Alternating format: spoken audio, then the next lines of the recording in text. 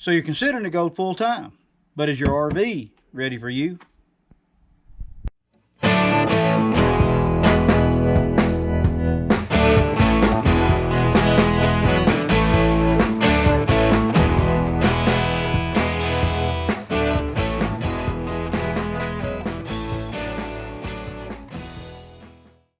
All right, I thought we'd start up in the driver area in the cockpit. I want to show you a couple of things that I added to it, and one of them was the rear viewing camera. But I mounted the camera on the ladder on the right hand side, and on the upper part. This allows me to see down the side of my RV. Now these things can be added to a fifth wheel, a trailer, or anything, but this is a great way to see behind you. And if you pull a tow car like we do, we pull a Jeep, this also gives you a view of the Jeep that you're towing. So if there's any issues back there, you're going to have a good view of it. This thing stays on continuously while we drive, and this is a fantastic thing. I recommend everyone should do this.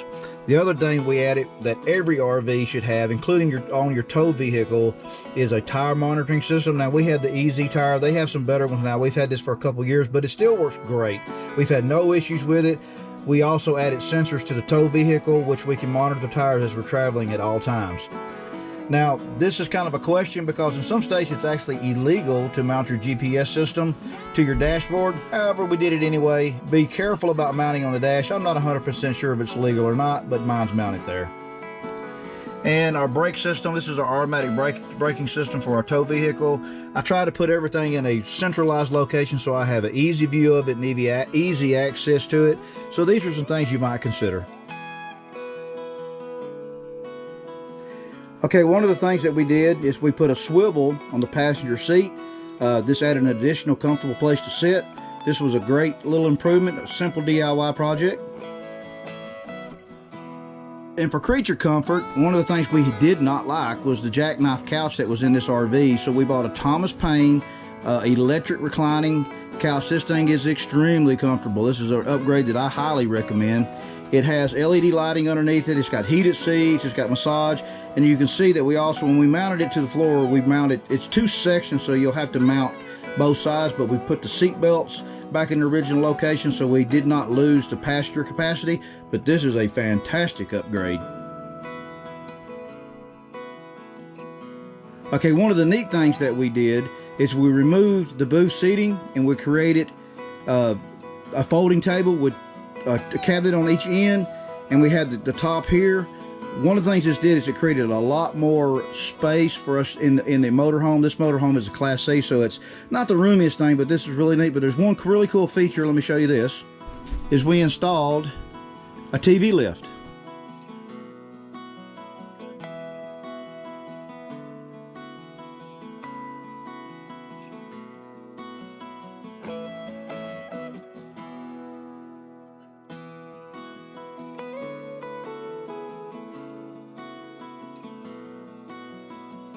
The folding table that we installed, we incorporated two folding chairs that we store in the upper bunk when we're traveling and we don't need them. And this also allows us to move everything around, so we get a lot more moving and leg room in this area right here.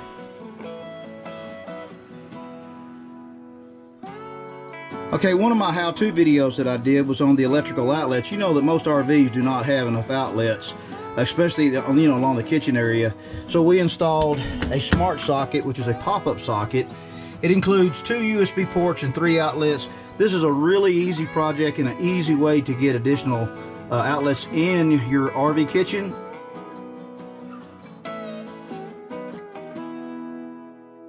We had like a 80-20 sink. It was a decent sized basin with a small one, but the small one was useless. So what we did is we put a single basin sink. We got this from RecPro, but I do understand that they may be out of stock. You'll have to contact RecPro directly on this. But we also installed a Moen faucet with a spray nozzle pull down. This is really cool. It's just a residential faucet. This is an easy project. There is a video on this that you can check out on the complete installation on it as well. Okay, another one of these little simple projects is our shelf extension that we had.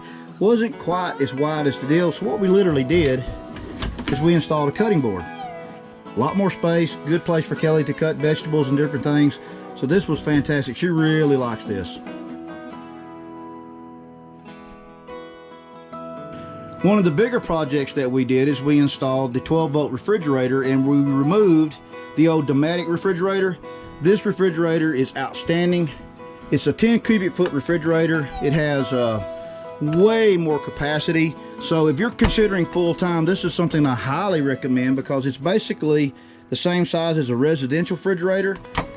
It doesn't draw a lot of power. However, what we did, we installed a solar panel to charge the house battery, which gives a lot extended life, especially when you're traveling down the road. You can keep the refrigerator on, you can just keep everything running, which is fantastic, and you don't have to worry about the propane or generators or anything like that.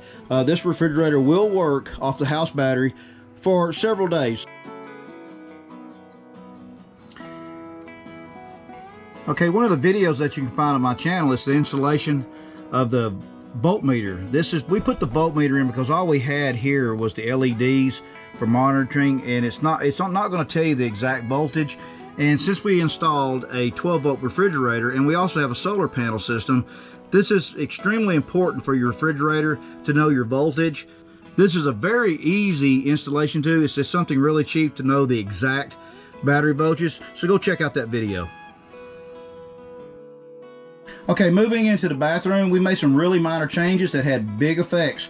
One of them was the stainless steel sink. We put a deeper stainless steel sink in. We added a high neck faucet, which allows you to get your hands way better up underneath the sink. You don't have to try to climb under the one that the factory puts in.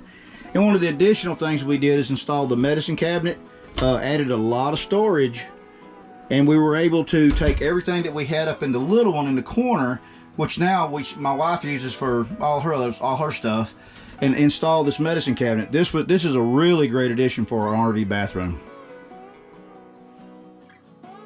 Okay, one of the things that we also did is we replaced the shower head and the faucet. We replaced the old factory plastic one. It's basically the same style. It has a removable head. And one of the things that Kelly was wanting was the oil bronze, so we keep the fixtures in the RV looking all the same. But this is a really, really simple project that makes a big difference. So in our RV, we had draw curtains that pulled across, like a lot of them. Even Airstreams have these draw curtains. But we bought these accordion doors, and we put them on the master bedroom, and we also put them here where there was two curtains. And these things are fantastic. They really block off. They're easy to operate. They don't take up a lot of room, and they function really well. If you go to my channel, you can also find a video on installing these. Just so you know, I did get these through RecPro as well. Okay, we're going to end this episode. That completes all the DIY projects. Well, I say it does. We have one more big project, but I'm going to put it off a little bit. You know, we live in Texas and it's really hot right now, so we're going to hold off on that. But we will be installing hydraulic jacks on this RV. It didn't come from the factory, but we're going to be putting them in. So that's going to be a really big project, and I'm looking for some cooler weather. But I really appreciate y'all watching. I hope that some of these little DIY projects that I did gave you some ideas, and maybe you'd be interested in them. But I do have some videos, so go check those out. And we really appreciate you watching. So until next time, I hope I see you on the road. God bless, and fish on.